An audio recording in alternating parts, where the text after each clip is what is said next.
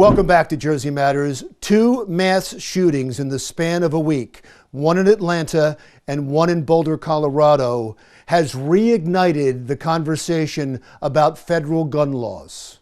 We spoke with Michael Anastas, Executive Director of the New Jersey Gun Violence Research Center at Rutgers University, who thinks we need a broader, more inclusive conversation about guns. Thanks so much for making time for us today. Two mass shootings again. Before we get into a deeper conversation, what were your first thoughts? My first thoughts were with the families and the victims of these tragedies. It happens again and again, and I can't just help but feel my heart hurt for them.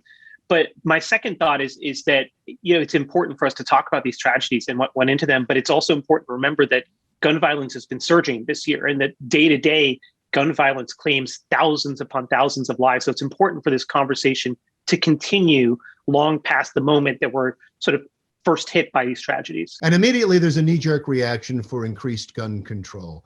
There's a couple of proposals being talked about in the federal government. One is a ban on assault rifles, which I don't think is going to go anywhere because a couple of the Democratic senators already said they're against it. The other is an extension of background checks. Do either of them work for you?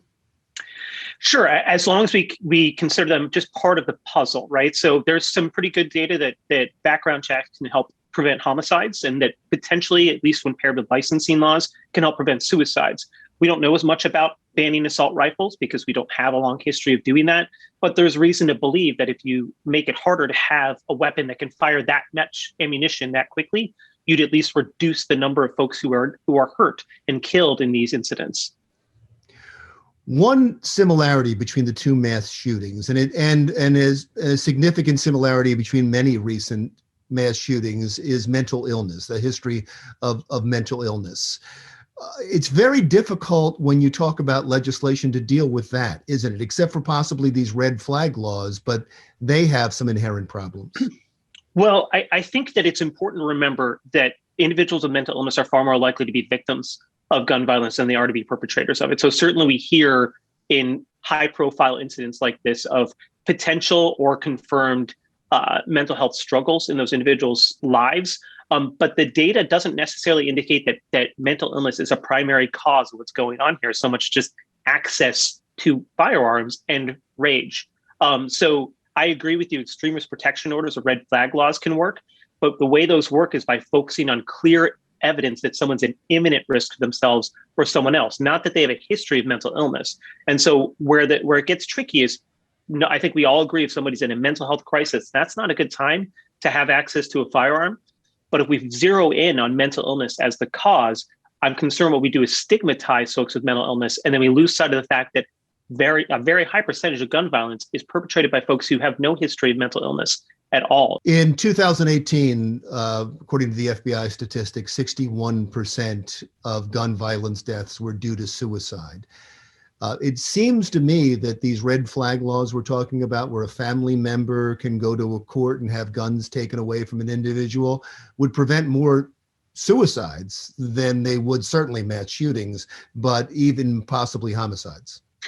Yeah, I think it's going to be more of a suicide prevention tool than a homicide prevention tool, simply because folks aren't necessarily going to express as openly and clearly, I have an intent to injure this person, as they are to say, I'm feeling hopeless. I am having a hard time. And so a family member would be better able to detect that someone maybe is feeling suicidal.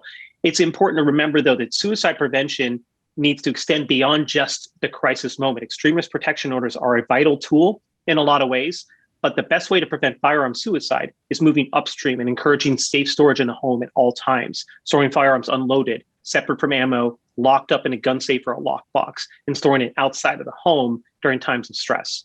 We've had several possible solutions. None of them are perfect. What do you suggest? I suspect keeping expectations limited for any one particular tool, like you just said. And I'd also suggest, and I know this is a complicated thing, making sure that as we work towards solutions, the solutions aren't just a debate about the Second Amendment. It involves making an effort to get members of the gun owning community to lend their voice to efforts like, yes, maybe we should have background checks. Yes, safe storage is important and it doesn't threaten gun culture or rights. If you want to reach the group of folks who have firearms, you have to speak to them in a way that is going to resonate, that's going to be salient, and they need to be able to see and hear their own perspective in those voices, or it's going to feel like a gun grab to them. We're going to continue to be two partisan forces arguing at one another instead of one group working towards a common solution, which is reducing the burden of gun violence in America. Very well said. Thank you, sir. I appreciate your time. Rutgers Professor of Public Health, Michael Anestis. Still to come on Jersey Matters. An 8-year-old boy has started a challenge to give people a taste of the difficulties he faces every day. More on that story next.